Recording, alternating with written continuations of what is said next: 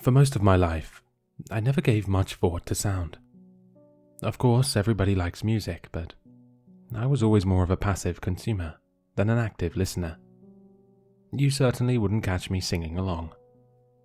I appreciated the sounds of a bubbling stream or an early morning birdsong, but if you had asked me what my favorite sound was, I'd probably just give you a blank stare. That changed a few months ago. My mother isn't a great singer. Honestly, she's not even good, objectively speaking. But if you were in my shoes, her singing voice would be your favorite sound too. It's been almost a year since the accident. My parents were on their way to my house for Christmas dinner when their car slid on black ice and into an old oak tree on the side of the road. Dad died on impact, and they said he didn't suffer. Mum was slightly more fortunate, but she hasn't been the same since. By the time she was admitted to the hospital, she had suffered a massive stroke. She hasn't been able to speak since. Her neurologist, Dr. Broad, diagnosed her with a severe case of Broca's aphasia. In even more mild cases, people with this condition have trouble uttering more than a few words at once. My mother is lucky if she can utter a single word. Her cognition is fully intact. She can read and do math, and she knows what she wants to say. But if she tries to verbalize it or put it on paper, the words just won't come out. About 6 months ago, I was driving her home from one of her weekly neurology appointments when her favorite song came on to the radio, Uptown Girl by Billy Joel. When the chorus started, she began to sing along, hardly missing a single word. Within seconds, I was crying so hard I had to pull over to the side of the road. Tears were streaming down her face as she smiled at me and carried on with the song. As soon as it was over, I turned my car around and drove right back to the doctor's office. Apparently, this isn't terribly uncommon. Dr. Broad explained to us that language processing is primarily handled by the brain's left hemisphere, while musical output and other forms of creative expression are mostly right brain tasks. Still, he was flabbergasted when we replayed the song and my mother sang along fluently. 2 weeks later, my mother sang Happy Birthday to me. When she got to Happy Birthday, Dear Emily, I wept again. It was the first time I had heard her say my name since last Christmas. As the months went on, we started incorporating musical therapy into her recovery. Dr. Broad and his treatment staff thought that, if we were lucky, this might stimulate the left side of her brain and allow her to regain some of her lost speech function. Eventually, my mother began making up her own songs to express what she was thinking or feeling. They were usually set to the tune of old nursery rhymes or lullabies, and they always rhymed. She had been staying with me ever since the accident. Desperate to regain some sense of self-reliance, she expressed through song her desire to return home and stop burdening me with her care. I reassured her that she had never been a burden, but reluctantly agreed to move her back to her home where she had been living with my father since before I was born. Every night since moving out, she would call to sing me a song. Twinkle, twinkle, little star, I hope you know how loved you are. You've always been my brightest light. Sweet dreams, my dear. Sleep well. Good night. Good night, Mum. I love you, I'd say. She still wasn't capable of saying goodbye most of the time, but she always refused to hang up first. I would wait until I heard her contented sigh, signaling that it was okay for me to end the call. 2 nights ago, I went to bed without a call from my mother. I lay there in worry for over an hour before I picked up the phone to dial her myself. The line rang a few times before her answering machine picked up. I left a quick message, telling her that I loved her and that I hoped she was alright. Despite my concern, my exhaustion got the better of me as I drifted off to sleep shortly thereafter. 3 hours later, the ringing of my phone startled me awake. Sleep deprived and weary, I could barely read the words on the screen. Mum calling. I practically leapt out of bed to answer the call. "Mum," I said, trying not to sound too fearful. "Is everything okay?" "There's someone here who isn't me. There's someone here who shouldn't be." Across my entire body, my hair stood on end. "What's going on, Mum? Who's there?" "He said that he's a friend of Dad. I think he lies, he's someone bad." I rushed out of my bedroom and grabbed my coat from the hall closet. "Stay where you are. I'll call the police. I'm on my way, Mum." I frantically dialed 911 as I started my car and peeled out of the driveway. I explained the situation and my mother's condition to the dispatcher. The last thing I needed was for the police to show up in the middle of the night and think that she was crazy or strung out. By the time I had completed the 15-minute drive to her house, the police were already there, performing a thorough search of the property. "If anyone was there, he's gone now," one officer said to my mother and me as we stood anxiously by the curb. "You're sure?" I asked. "You checked the attic, the basement, everywhere?" "Nothing," he said, matter-of-factly. "You're safe." Although he blends in with the air, that doesn't mean he isn't there. Noticing the officer stifle a laugh, I shot him a dirty look. As my mother walked towards her front door, he pulled me aside. "You might want to get her checked out," he said. "It's under control. Thank you for your concern." Without another word, I followed my mother inside and took a seat next to her on the couch. I glanced at the clock on the wall. 2:16 in the morning. My body was still in fight or flight mode, but I couldn't fight my exhaustion much longer. "Mum," I said, putting a hand on her shoulder, "why don't you go back to bed? I'll sleep right here."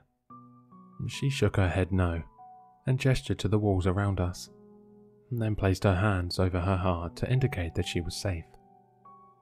After a very one-sided conversation, in which I insisted on staying the night, she finally retreated to her bedroom. I laid my head on a throw pillow and drifted off with ease, unnerved by the absolute silence of the house. The rest of the night went by without incident, at least as far as I could tell. I was awakened at sunrise by my mother's sing-songy voice emanating from the kitchen. "At night he paces down my halls, for now he'll sleep within the walls." I raised myself up and stretched my back, realizing that sleeping on the couch hadn't done my joints any favors. Looking at my mother, I was beginning to wonder whether the stroke had affected her more than we had previously thought. I don't know what he's waiting for. I wish he'd walk right out the door. I entered the kitchen and gave my mum a big hug. "Get any sleep?" I asked, smiling. She shook her head before gesturing to the breakfast that she had laid out on the kitchen table. We said nothing as we ate, enjoying each other's company. I was admittedly relieved that the house was now illuminated in the glow of the morning sun. The silence that surrounded us finally felt peaceful again. I kissed her on the cheek and thanked her for the breakfast, assuring her that I would return after work to spend the night with her once more. She didn't argue with me this time. She was a strong woman, desperate to convey a lack of fear. But I could tell she was worried. I didn't get much done at work. I found myself taking breaks every hour, sometimes more frequently than that, to call my mother and check in on her. If she wasn't feeling like her usual self, you wouldn't know it by the song she sang. By the time I returned to her house, it had already been dark out for over an hour. She stood on her front porch as I pulled into her driveway, waving enthusiastically with both hands. I wondered if she'd missed the times when we were living together. I greeted her with a hug and asked her how her day had been. "Not feeling well, but glad you're here. Thank you for being you, my dear." Our evening was relaxing and uneventful. I cooked spaghetti for us both, and she expressed through song how much she loved it. I knew it wasn't half as good as hers. After dinner, we watched a few episodes of her favorite old sitcom, laughing and cuddling with each other on the couch, as if I were a little kid again. At one point, she grabbed the remote to mute the television and stared into my eyes. Tears welled in her eyes as she sang her usual nighttime lullaby to me. She didn't smile throughout the whole song, as she usually did. After yet another long embrace, she retired to her bedroom and closed the door. I made myself as comfortable as I could on the couch, and just as I began to doze off, I heard my mother's voice. "He's getting closer every night. You can almost see him, but not quite." I slept intermittently for the next few hours, dreaming of a tall man in dark clothes who wandered the halls of my childhood home. Eventually, I was awakened not by the sound of my mother's voice, but by the opening and closing of her bedroom door. Dragging myself off the couch and making my way down the hall, I felt a chill in the air. She must have gotten up to open a window, I thought, because the hall was noticeably colder than the living room. "Mum?" I called out, to no response. I turned the knob of her bedroom door to find it locked. For some reason, I wasn't panicking. I knocked on the door and called out to her a few more times. "Do you want me to call someone?" Just as I was preparing to turn and walk away from the door, I heard her. Quietly, in almost a whisper, she was singing. I couldn't make out the words, but she didn't sound afraid. Shrugging my shoulders, I returned to the couch and back to sleep. My mother didn't wake up this morning. By the time I awoke, it was clear that the sun had risen hours ago. Immediately, I feared the worst. She never slept much past dawn. I rose to my feet without even checking the time and raced down the hall. The door to her bedroom was now unlocked. I found her lying in her bed, her arms crossed over her chest as if she had posed for her own funeral. I cried over her body for a while, though I hated the sound of my own voice. I figured it was finally my turn to sing. "Twinkle, twinkle, little star, I hope you know how loved you are. You've always been my brightest light. Sweet dreams, my dear. Sleep well. Good night." Wiping the tears from my face, I stood from her bed and took one last look at her.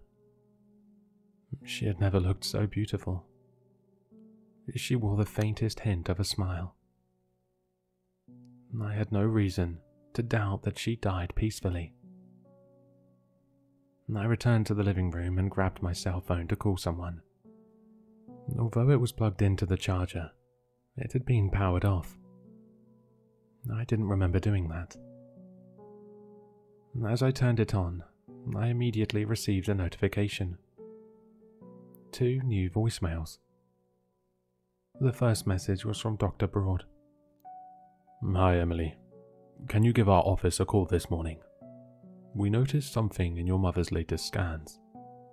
Please, call back as soon as you can." The second message was from my mother. He's not as bad as he first seems. He said he saw you in your dreams. He really wants to meet you too. I told him where he could find you. Next time you look up at the moon, just know you'll see me very soon. You've always been my brightest light. Sweet dreams, my dear. Sleep well. Good night.